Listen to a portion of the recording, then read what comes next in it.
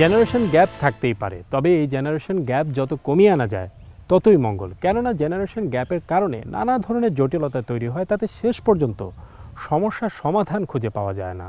আমরা তরুণদের ভাবনাগুলো সবার কাছে তুলে ধরতে চাই, যেন জেনারেশন গ্যাপ কমে আসে।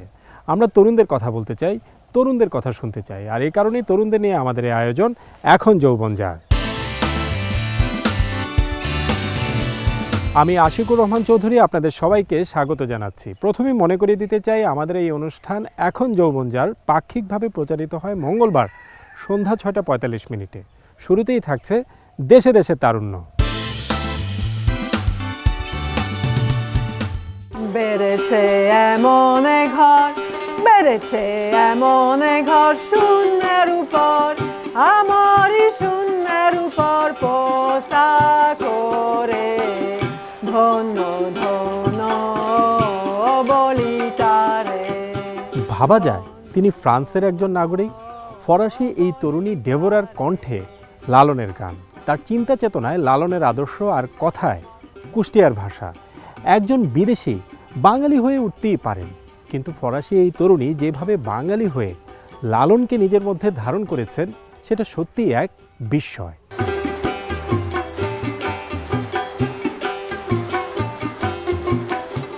ফ্রান্সে দর্শন নিয়ে পড়ালেখা করেছেন ফরাসি নাগরিক ডেবোরা। দর্শনের ছাত্রী ডেবোরা পড়ালেখার অংশ হিসেবে গিয়েছিলেন ভারতের ব্যাঙ্গালোরে। সেখানে তিনি লালনের দর্শনের কথা জানতে পারেন শুদ্ধ চিন্তার যে দর্শন লালন রেখে গেছেন তা এখনও চর্চা হয় কুষ্টিয়ায়। সেভাবেই তার বাংলাদেশে আসার আগ্রহ। সঙ্গীতের মাধ্যমে যে ভাব আর গান মানে জ্ঞান দেওয়া যায়, ওইটা আমার জন্য খুব নতুন একটা আবিষ্কার ছিল। তারে ধরতে পারে মন বেরি, ধরতে পারে মন বেরি, দিতাম পাখির পাখনে আসে যায়। বাংলাদেশে আসার পর কুষ্টিয়ার দৌলতপুর উপজেলার প্রাকপুর ইউনিয়নের ফকির নহির শাহের সাথে যোগাযোগ হয় ডেবোরার। সেখানে ২ সপ্তাহ অবস্থান করে লালনের দর্শন চর্চার বিষয়ে আরও বিস্তারিত জানতে পারেন তিনি। ৫ মাস পর আবারও ফ্রান্স থেকে কুষ্টিয়া চলে আসেন ডেবোরা। তখনই ডেবোরা সিদ্ধান্ত নেন লালনের অনুসারী হয়ে ফকির ননির শাহকে গুরু মেনে স্থায়ীভাবে থেকে যাবেন বাংলাদেশে। বছরটি ছিল ২০১৬। আমার গুরুর কাছ থেকে দীক্ষা পাওয়ার পরে সিদ্ধান্তটা নিলাম। এসেছিলাম ডিসেম্বর মাসে ২০১৬ সালে, মার্চ মাসে ফিরলাম বাসাতে। তখন মা বাবাকে বললাম যে আমি ওখানে থেকে যাব। তাই আমার আব্বা আসছিল, আব্বা পরিবেশটা দেখতে চাচ্ছিল। আমার সাথে ৩ দিন ছিল, অনেক প্রশ্ন করলো শাহীজিকে। ৩ দিন পরে আমাকে বললো যে এখানে আমার ব্যক্তিগত রুচি নিয়ে কোনো কথা নাই, আমি দেখতে পাচ্ছি যে এখানে তুমি সব দিক থেকে মিল পেয়েছো, এখানে তোমার ভালো শিক্ষাও হবে, তুমি এখানে থাকতে চাইলে আমাদের কোনো আপত্তি নাই। তাই থেকে গেলাম। যে নাম শরণে যাবে, যে নাম শরণে যাবে, যথ যন্ত্রণা সাধনা কতটা গভীর হলে লালনকে জানার জন্য বাংলা ভাষা ও লালনের গান আয়ত্ত করলেন ডেবোরা, সেটি সত্যি এক বিস্ময়। লিখতে লিখতে ভাষাটাও শেখা হতো। আমি জানি যে আমার ভাষার মধ্যে কুষ্টিয়ার টানও আছে, কোনটা সাধু ভাষা, কোনটা প্রচলিত, কোনটা আঞ্চলিক টান, মানে আঞ্চলিক ভাষা আসলে আমার কোনো ধারণা নাই।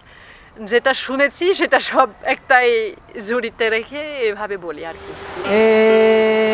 এসো হে প্রভু নিরঞ্জন, তুমি এসো হে। লালনকে জানতে তার দর্শন চর্চার জন্য শুধু কুষ্টিয়ায় থেকে যাওয়া নয়, একসময় ডেবোরা সিদ্ধান্ত নিলেন বিয়ে করে এদেশে তার শেকড়কে আরও গভীর করবেন। জীবন সঙ্গী হিসেবে তিনি বেছে নিলেন আরেক লালন অনুসারীকে। আমার জীবন সঙ্গী তো আমার শাহীজের আপন ভাতিজা। আমার শাহীজা আমার লো শ্বশুর হয়ে গেছে, আমার আপন শ্বশুর হচ্ছে মেজ। তাই ও ছোটকাল থেকে শাহীজের কাছে বড় হয়েছে, আর ওরও একটা আশা বাসনা ছিল। আপনি তো বাংলাদেশকে দেখতে পাচ্ছেন, সাধু হওয়ার লোকজন তো কম, বেশিরভাগ মানুষ ভোগের দিকে চলে যায়, আর যখন সংসারে জ্বালাই পড়ে যায় তখন আর বের হওয়ার উপায় পাই না। তাই ও তো বলতো যে আমি বিয়ে করবো না, আমিও তাই বলতাম, এই জন্য আমরা দুইজন একমত হয়ে বিয়েটা করেছি আর কি। অনাসে দেখতে পাবি, অনাসে দেখতে পাবি, কোনখানে সারবারাম খানা, আপন ঘরে খবর নে না, আপন ঘরে খবর নে না। বাংলাদেশে থেকে গেলেও মাঝে মধ্যে যেতে হয় নিজের মাতৃভূমি ফ্রান্সে, তবে সেটাও তিনি যান একজন লালন অনুসারী হিসেবে। ফ্রান্সে যখন যাই তখন তাদের প্রথম কথা হলো, তোমার সাদা শাড়ি এখানে চলবে না, তুমি ভালো একটু কাপড় পরো। খুব মানে দুনিয়াদারি যা বলে, যাকে বলে লালন কয় কীর্তি কর্মা, লালন কয় কীর্তি কর্মা, কীর্তি কর্মা কি কারখানা, আপন ঘরে খবর। লালনের দর্শন যে শুদ্ধ চিন্তার কথা বলে, সে চিন্তা দিয়ে জগৎকে নতুনভাবে দেখার চেষ্টা করেন ডেবোরা। অনেক কিছুই তিনি নতুনভাবে বুঝতে পারেন, যা হয়তো আগে পারতেন না। সব মিলে মানে জীবন যাপনের জন্যে যে একটা শুদ্ধ পরিবেশ, একটা শুদ্ধ চিন্তা, একটা শুদ্ধ শরীর তৈরি করা যায়, ওইটা কিন্তু বর্তমানে লালন সাইজের দর্শনে পাওয়া যায়। তরঙ্গ দেখে আতঙ্কেতে যায় জীবন দয়াল। ডেবোরার সাথে দারুণ এক আড্ডা হলো। তিনি যেভাবে লালনকে ধারণ করে নিজেকে পাল্টে দিয়েছেন, সেটা সত্যিই এক বিস্ময়। আমরা চলে যাচ্ছি অনুষ্ঠানের পরের অংশে, আওয়াজ তোলো। তর্কের খাতিরে ধরে নিলাম যিনি ধর্ষিতা তাকে অপরপক্ষ মনে করছে তিনি একজন দুশ্চরিত্রা, কিন্তু একজন নারী দুশ্চরিত্রা হলে তাকে কি ধর্ষণ করা যায়? অথচ আমাদের আইনে দুশ্চরিত্রা প্রমাণের এমন একটি সুযোগ রাখা হয়েছে যেখানে ধর্ষিতাকে এমনভাবে দুশ্চরিত্রা প্রমাণের চেষ্টা করা হয় যাতে ধর্ষিতা বাধ্য হয় একটা পর্যায়ে মামলা তুলে নিতে। অনেক দিন ধরেই শোনা যাচ্ছে যে এই আইনটি বাতিল করা হবে। আমরা আওয়াজ তুলতে চাই এই আইনটি যেন খুব দ্রুত বাতিল করা হয়।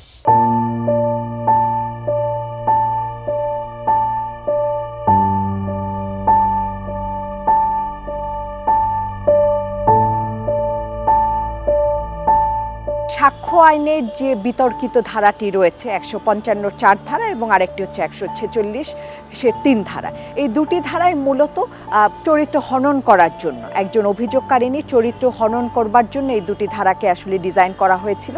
এবং আমাদের পার্শ্ববর্তী দেশ ভারতে তারা এই ধারাটি বাতিল করে দিয়েছে। এখানে ১৫৫ ধারায় এবং ১৪৬ ধারায় যে দুশ্চরিত্রা যদি একজন অভিযোগকারিনীকে প্রমাণ করা যায়, সেক্ষেত্রে যেটি সুবিধা হবে সেটি হচ্ছে যে তিনি যে বক্তব্যটি দিচ্ছেন সেই বক্তব্য সম্পর্কে অনিশ্চয়তা তৈরি করা যায়।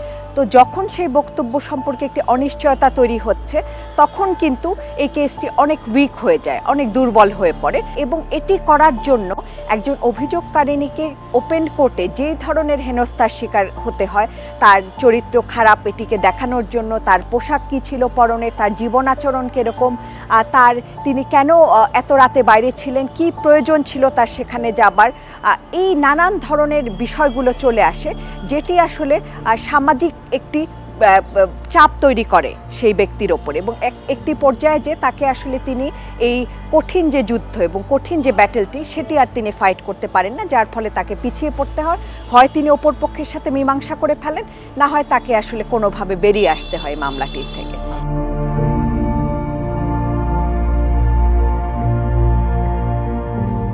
রেপ কেসের ভিতরে মূল যেই উপাদান সেটি হচ্ছে সম্মতি। তো এখানে আসলে একজন ব্যক্তির চরিত্র, একজন নারীর চরিত্র, এখানে এটি কোনোভাবেই প্রাসঙ্গিক নয়। এবং একজন নারী তিনি যদি সমাজের দৃষ্টিকোণ থেকে, আইনের দৃষ্টির থেকে তিনি যদি দুশ্চরিত্রাও হন, তারপরেও তার সম্মতি ছাড়া কেউ যদি তার সাথে কোনো ধরনের সম্পর্ক স্থাপন করে, সেটি আইনের চোখে ধর্ষণ হিসেবে এটিকে গণ্য করা হবে এবং কোনোভাবেই আসলে চরিত্রকে কনসিডার করার সুযোগ আসলে এখানে নেই। এবং আমাদের এই যে কলোনিয়াল পিরিয়ডের যে আইনটি, ঔপনিবেশিক সময়ের আইনটিকে অবশ্যই এটিকে বাতিল করার সময়, অনেক আগে থেকেই আসলে এটি নিয়ে দাবি উঠে আসছে, বাট এখন এটিকে বাতিল করতেই হবে। এই পর্যায়ে থাকছে আমার চেষ্টা।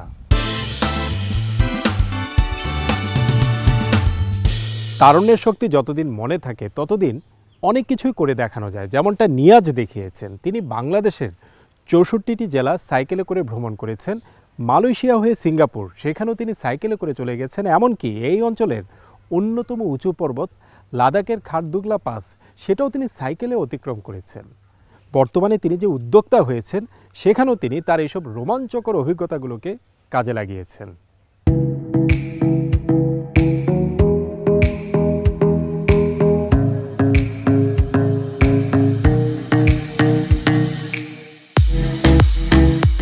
জীবনকে যারা ভিন্নভাবে দেখেন, তাদের ইচ্ছাগুলোও একটু ভিন্ন হয়ে থাকে। ধরা যাক নিয়াজের কথা।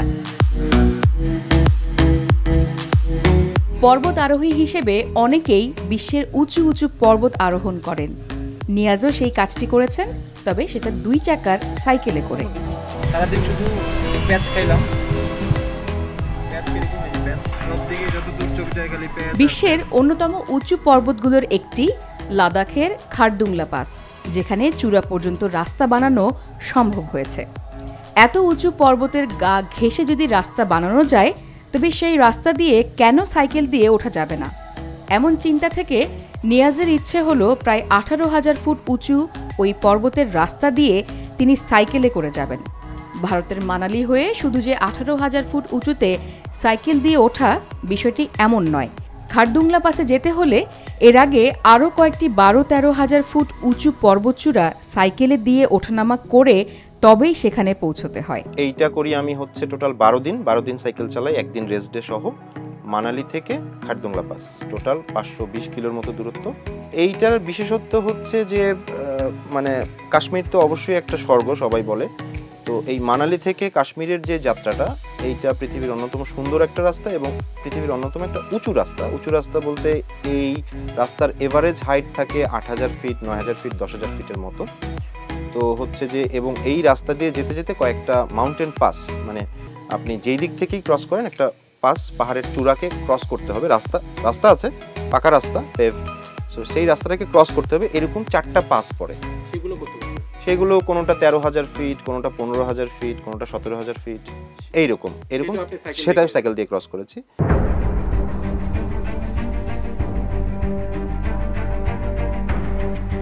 এত উঁচু রাস্তা দিয়ে সাইকেলে করে যাওয়ার সবচেয়ে বড় ঝুঁকি হলো উচ্চতার কারণে যে কোনো সময়ে অক্সিজেনের ঘাটতি দেখা দিতে পারে, যাতে জ্ঞান হারিয়ে পথে পড়ে থাকলে মহা বিপদ। আমার একদিন শুধু সন্ধ্যার পরে একটা পাস, ওইটা হচ্ছে নাকিলা পাস, ওইখানে গিয়ে আমি হচ্ছে একটু রেস্ট নিতে বসি। মানে সন্ধ্যা হয়ে গেছে, ঠান্ডা বাড়ছে, আমি জ্যাকেট চাপিয়েছি গায়ে, তো আমি একটু রেস্ট নিতে বসেছি, কারণ আমি চিন্তা করেছিলাম এরপর তো হচ্ছে নিচে নামবো, যেহেতু এটা মাউন্টেন পাস, এরপর থেকে নিচে নামবো। সো আমি একটু রেস্ট নিতে বসি এবং এখানে আমি সেন্সলেস হয়ে যাই, এবং এইটা আমাকে অন্য একটা গাড়ির ড্রাইভার এসে আমাকে জাগায় যে তুমি তো ঘুমায় গেছো। তো ওইখানে এইটাই হচ্ছে খুব ডেঞ্জার ব্যাপার, যে আমি যদি একবার রাস্তায় সেন্সলেস হই বা ঘুমিয়ে পড়ি, এইটা আসলে ফিরে আসা মুশকিল, কারণ তখন মস্তিষ্ক অক্সিজেন সাপ্লাই দিতে পারছে না।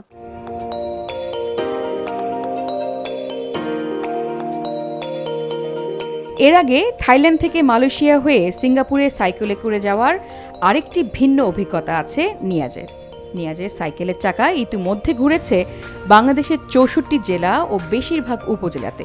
আমি অনেক সময় ফিল করি যে আমি যখন ট্রেন দিয়ে যাচ্ছি, আপনি যে কেউ ফিল করে যে এই জায়গাটা খুব সুন্দর, একটা গ্রাম দেখছি, একটা নদী দেখছি, একটা পাহাড় দেখছি, এই জায়গাটা খুব সুন্দর, এখানে যদি আসতে পারতাম। কিন্তু ওখানে কিন্তু আসা হয় না, আপনার একটা ডেস্টিনেশন থাকে। তো সাইকেলে পুরা যাত্রাটাই ডেস্টিনেশন। এই কারণে আমার সবসময় সাইক্লিং ব্যাপারটাকেই বেশি টানে, মানে অ্যাডভেঞ্চারের জন্য, ঘোরাঘুরির জন্য, মানুষকে জানার জন্য, দেশকে জানার জন্য, বা আমার দেশের যে কালচার এক এক জায়গায় এক এক রকম, এই জিনিসগুলো জানার জন্য আমার কাছে মনে হয় সাইকেলটা বেস্ট বাহন।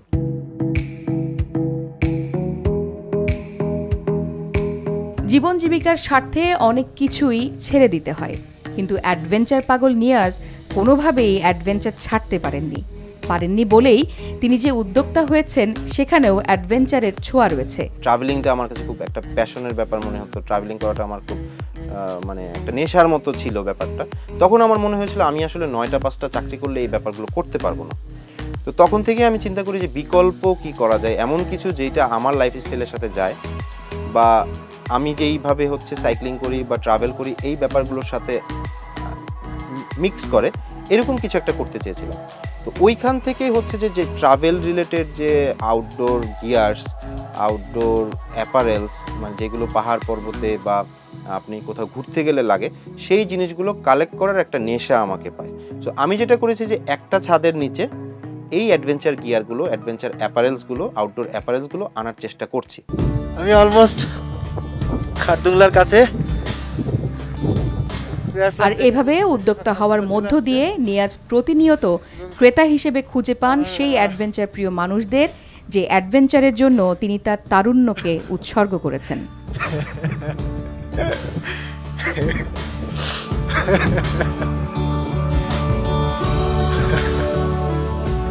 আমরা চাই প্রতিটি মানুষ সময় থাকতে তার তারুণ্যের শক্তিকে কাজে লাগাক, কারণ এই তারুণ্যের শক্তি দিয়ে জীবনকে, পৃথিবীকে নানাভাবে দেখা যায়, জানা যায়। বর্তমান সময়ে উদ্যোক্তা হওয়ার জন্য সবচেয়ে বেশি প্রয়োজন আইডিয়া। নিত্য নতুন আইডিয়া দিয়ে তরুণরা প্রতিনিয়ত চেষ্টা করছে ঘুরে দাঁড়ানোর।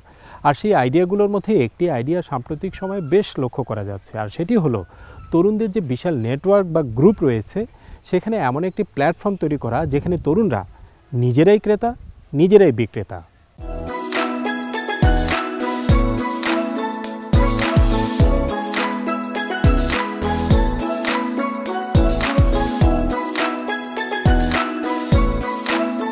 কনসেপ্টটি হলো এরকম, উদ্যোক্তা হয়ে নিজেরা নিজেদের মধ্যে ব্যবসা করা, নিজেরাই ক্রেতা, নিজেরাই বিক্রেতা। সেই নিজেরা কারা হতে পারে? হতে পারে বন্ধু কিংবা সহকর্মীরা। এতে যেটা সুবিধা পাওয়া যায় তা হলো কাছের মানুষ হিসেবে সবাই সবার প্রতি আস্থা রাখতে পারে, যে আস্থা ব্যবসায় সফলতা পেতে খুবই প্রয়োজন। বিষয়টি বুঝতে পেরে পাভেল ও তার বন্ধুরা তাদের এসএসসি ও এইচএসসির শিক্ষাবর্ষ 96-98 শিক্ষার্থীদের নিয়ে একটি অনলাইন ভিত্তিক বিশাল গ্রুপ চালু করেন।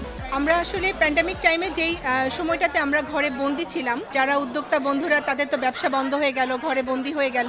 তো তখন আমরা চিন্তা করলাম বন্ধুদেরকে অনলাইনের মাধ্যমে কিভাবে তাদের ব্যবসাটাকে চালু রাখা যায়, তাদেরকে একটু অ্যাক্টিভ রাখা যায়। সেই মহৎ উদ্দেশ্য থেকে আসলে আজকে আনন্দবাজার 96-98 তৈরি করা, যেখানে আমাদেরই বন্ধুরা তার নিজের হাতে তৈরি প্রোডাক্ট তৈরি করছে এবং আমাদের কাছে সেটা বিক্রি করতেছে।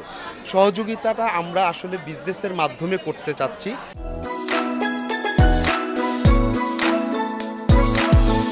তাদের গ্রুপের নাম দেওয়া হয়েছে আনন্দবাজার 96-98, অর্থাৎ গ্রুপের সকলের মধ্যে আনন্দ থাকবে, আবার নিজেদের একটি বাজারও থাকবে। আমাদের বন্ধুদের ভিতরে যারা উদ্যোক্তা, যাদের কোনো প্রচার নাই কিন্তু তারা তাদের বিজনেসের প্রচার চাচ্ছে, তো সেই ক্ষেত্রে দেখা যাচ্ছে যে অনেকেই তারা সুষ্ঠু কোনো প্ল্যাটফর্ম পায় না তাদের প্রোডাক্টের প্রচারের জন্য। তো তখন আমরা চিন্তা করলাম যে আমরা এমন একটা প্ল্যাটফর্ম তৈরি করতে পারি যেখানে আমরা আমাদের বন্ধুদের এই বিজনেসটা আমরা প্রচার করতে পারি।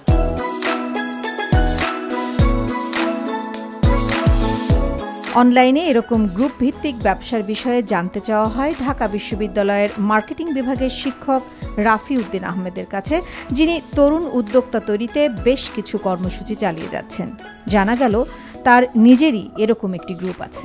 এই অ্যালামনাইদের কমিউনিটি এটা গত কয়েক বছর ধরে খুব পপুলার হয়েছে বাংলাদেশে। আমার নিজের ব্যাচও একটা আছে, প্রায় 19,000-এর মতো মেম্বার, এবং সেখানে কারো ধরেন এক্সপার্টাইজ আছে, সে উদ্যোক্তা, কেউ হচ্ছে সেখানে ট্রেনার, কেউ হচ্ছে টিচার। সো ওখানে ওই যে এত গ্রুপ, বিশাল একটা গ্রুপ, 19,000-এর মেম্বার, সেখানে কিন্তু উদ্যোক্তারা এসে ফোকাস করে যে আমি আমার এই ব্যবসা তোমরা যদি কিনো তাহলে আমি 19,000 মেম্বার একসাথে পেয়ে যাচ্ছি। সো এই যে কমিউনিটি এবং হেল্পিং মাইন্ডসেট, এটা আসলে খুব পপুলার হচ্ছে গত আমি বলবো 10 বছর 15 বছর ধরে। প্রাথমিকভাবে যারা উদ্যোক্তা হতে চান, আমার পরামর্শ হচ্ছে আপনারা সবসময় আপনাদের একটা কমিউনিটি খুঁজে বের করেন, কারণ আপনি একা একা কখনো উদ্যোক্তা হতে পারবেন না, আপনাকে মানুষের সাপোর্ট লাগবে। সো এসএসসি এইচএসসি এই গ্রুপগুলো গত কয়েক বছরে বেড়েছে। ওই কমিউনিটি আপনাকে প্রথমে কাস্টমার দিবে, আপনার আত্মীয় স্বজন বন্ধু বান্ধব তারা আপনার কাস্টমার। প্রথমে যে কোনো উদ্যোক্তার প্রথমে কাস্টমার হচ্ছে এরা, ইউর ফ্রেন্ডস অ্যান্ড ফ্যামিলি, আপনার কাছের মানুষ, আপনার কমিউনিটি। এইগুলো সার্ভ করার পর যখন আপনি অনেক বড় হবেন তখন আপনি আশেপাশের মানুষ খুঁজবেন।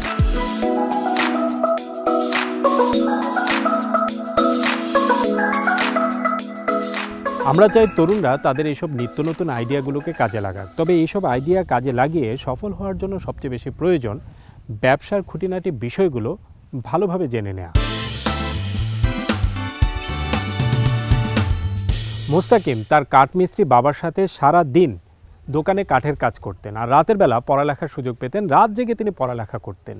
এটা বড় ঘটনা নয়, বড় ঘটনা হয়েছে তখনই যখন তিনি এবার রাজশাহী বিশ্ববিদ্যালয়ের ভর্তি পরীক্ষায় প্রথম হয়েছেন।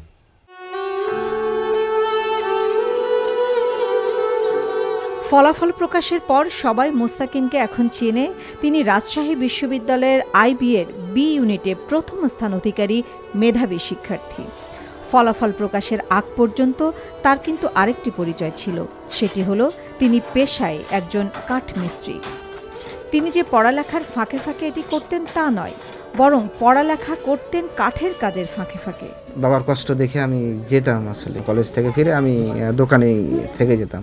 তারপরে তখন ওখানেই সন্ধ্যা পর্যন্ত কাজ করি, তখন আবার রাত্রি এসে পড়াশোনা শুরু করতাম।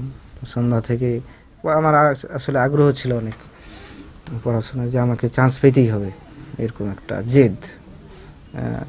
তো সকালে আমি সন্ধ্যাতে 7টার সময় বসতাম, কোনো দিন 2টা 3টা, এমনকি সকাল হয়ে যেত পড়তে পড়তে।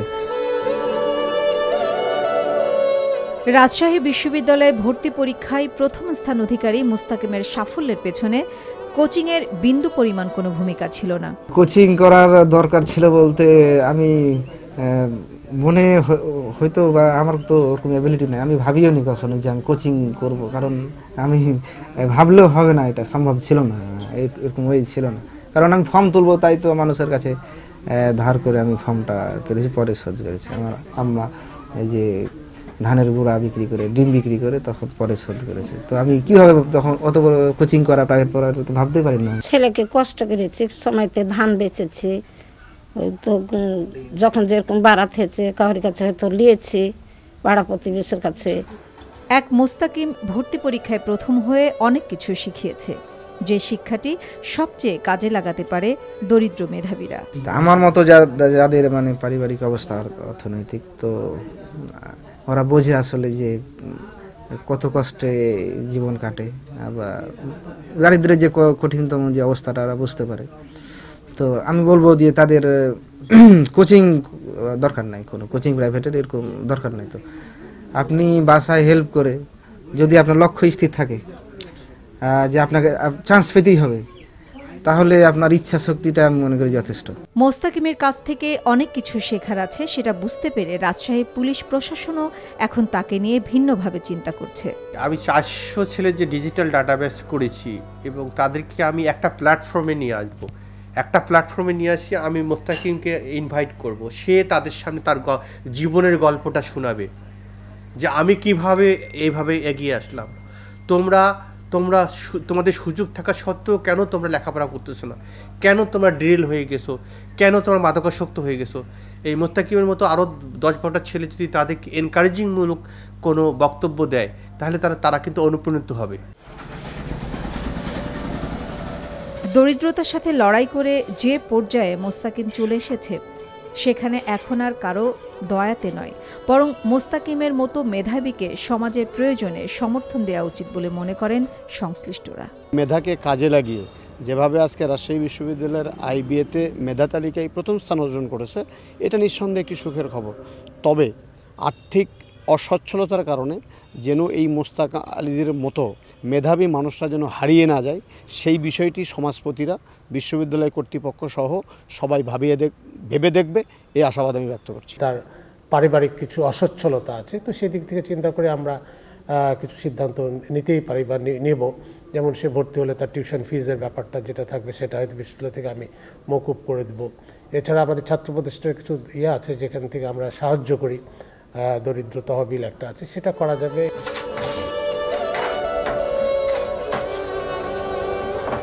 মুস্তাকিম রাজশাহী বিশ্ববিদ্যালয়ে প্রথম হয়েছেন, এটা একটা দিক। আরেকটা দিক হলো তিনি তার অবস্থানে থেকে এমন একটি দৃষ্টান্ত স্থাপন করেছেন যেটা অসংখ্য তরুণের জন্য প্রেরণা হতে পারে। মিফতাহুল আলম সিয়াম তিনি এবার ঢাকা বিশ্ববিদ্যালয়ের ক ইউনিটের ভর্তি পরীক্ষায় প্রথম হয়েছেন। এটি তার জন্য বিশাল একটি খবর, কিন্তু তার সাথে আরও যারা শিক্ষার্থী পরীক্ষা দিয়েছিলেন তাদের কি অবস্থা? দেখা যাচ্ছে এবার ঢাকা বিশ্ববিদ্যালয়ের ভর্তি পরীক্ষায় বিশাল সংখ্যক শিক্ষার্থী চান্স পাওয়া তো দূরের ব্যাপার, তারা পাস মার্কই পায়নি।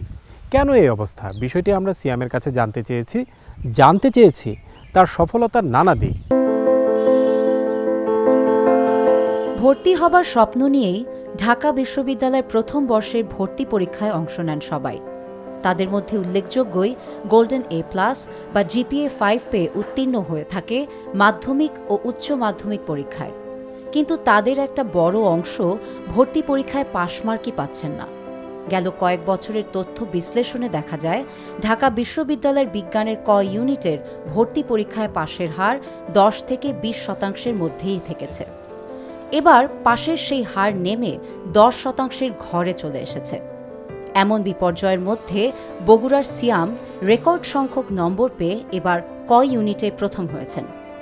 ভর্তি পরীক্ষায় তার সাথের শিক্ষার্থীরা কেন এভাবে ফেল করছে তার জবাবে সিয়াম বলছেন, পরীক্ষায় সময়ের স্বল্পতা একটি বড় কারণ হতে পারে। শিক্ষার্থীরা আসলে অনেক কম সময়ে প্রশ্ন সলভ করার অ্যাবিলিটিটা একটু কম বলে আমি মনে করি। আসলে ঢাকা বিশ্ববিদ্যালয়ের ভর্তি পরীক্ষায় 45 মিনিটে মোটামুটি 7টা MCQ প্রশ্ন সলভ করতে বলা হয়। এখানে আসলে অনেকের শিক্ষার্থী ক্যাপাবিলিটিটা থাকে না যে তারা অল্প সময়ে প্রশ্ন সমাধান করতে পারে না। ঢাকা বিশ্ববিদ্যালয়ের ক ইউনিটে প্রথম হওয়া মিফতাহুল আলম সিয়াম বগুড়া সরকারি আজিজুল হক কলেজের শিক্ষার্থী। ক ইউনিটের ভর্তি পরীক্ষায় 120 নম্বরের মধ্যে তার প্রাপ্ত নম্বর 117.75। ঢাকা বিশ্ববিদ্যালয়ের ভর্তি পরীক্ষায় যেভাবে ফেলের হার বাড়ছে তাতে সিয়ামের কাছ থেকে কিছু পরামর্শ নিতে পারে ভবিষ্যতের শিক্ষার্থীরা। আমি HSC পরীক্ষা থেকেই মোটামুটি মূল বইগুলোকে বেশি ফোকাস করতাম এবং আমি একটা রাইটারের পাশাপাশি বেশ কয়েকজন রাইটারের বই আসলে ফলো করতাম। বিগত বছরের ভর্তি পরীক্ষার প্রশ্নগুলো HSC লেভেল থেকেই সমাধান করার চেষ্টা করেছি, যার কারণে যখন অ্যাডমিশন প্রস্তুতিটা নেওয়া হয়েছে যে সেক্ষেত্রে আমি একটু এগিয়েছিলাম। গেল কয়েক বছর যেমন ভর্তি পরীক্ষায় ফেলের উচ্চ হারের প্রবণতা লক্ষ্য করা যাচ্ছে, তেমনি আরেকটি বিষয় লক্ষ্য করা গেছে। ভর্তি পরীক্ষায় শীর্ষস্থান অধিকারীরা ঢাকার নয়, মফস্বলের সন্তান। আসলে ঢাকা ভিতরে যারা পড়াশোনা করবে তারাই যে অনেক ভালো, এটা আসলে আমাদের একটা মিসআন্ডারস্ট্যান্ডিং। তো আমি মনে করি দেশের যে কোনো জায়গা থেকে ভালোভাবে যদি একজন শিক্ষার্থী পড়াশোনা করে সে অবশ্যই ভালো করতে পারে। কেবল ঢাকা বিশ্ববিদ্যালয় প্রথম নন, ইঞ্জিনিয়ারিং এবং মেডিকেল ভর্তি পরীক্ষাতেও প্রথম কয়েকজনের মধ্যে নিজের অবস্থান করে নিয়েছেন এই সিয়াম। তাকে সিদ্ধান্ত নিতে হবে তিনি কোন বিষয়ে পড়বেন। আমি ছোট থেকে আমার ইচ্ছা ছিল যে আমি ডাক্তারি পড়বো। আমার আম্মুরও ইচ্ছা ছিল, আব্বুরও ইচ্ছা ছিল যে আমি আসলে একজন চিকিৎসক হব ভবিষ্যতে। কিন্তু আমার মেইন সাবজেক্ট বায়োলজি ছিল HSC লেভেল পর্যন্ত। কিন্তু আমি যখন HSC উচ্চ মাধ্যমিকে উঠি তখন আসলে আমার চিন্তাধারাটা একটু পরিবর্তন হয়। একজন শিক্ষকের দ্বারা আমি একটু অনুপ্রাণিত হয়েছি, যার কারণে আমার এখন একজন গবেষক হওয়ার আমি স্বপ্ন দেখি। আমি ইলেকট্রিক্যাল ইঞ্জিনিয়ারিং থেকে পড়াশোনা করে ভবিষ্যতে গবেষণা করার ইচ্ছা আছে আমার। দর্শক, আমরা চলে এসেছি অনুষ্ঠানের শেষ পর্যায়ে। শেষ করার আগে তরুণদের উদ্দেশ্যে বলতে চাই, এটি আপনাদেরই অনুষ্ঠান, তাই আপনাদের বেশি বেশি মতামত আশা করছি। মতামত পাঠানোর ঠিকানা এখন যৌবন যার, এই 3টি শব্দের সংক্ষিপ্ত রূপ ejj@ntbbd.com। আমাদের এই অনুষ্ঠানটি দেখতে পাবেন আমাদের অফিসিয়াল ওয়েবসাইট www.ntbbd.com। আবার আমাদের এই অনুষ্ঠানটি দেখতে পাবেন আমাদের অফিসিয়াল ইউটিউব আর ভেরিফাইড ফেসবুক পেজে। দর্শক, আজ এই পর্যন্তই। ভালো থাকুন, সুস্থ থাকুন, নিরাপদে থাকুন আর অবশ্যই আস্থা রাখুন তারুণ্যের শক্তির উপর।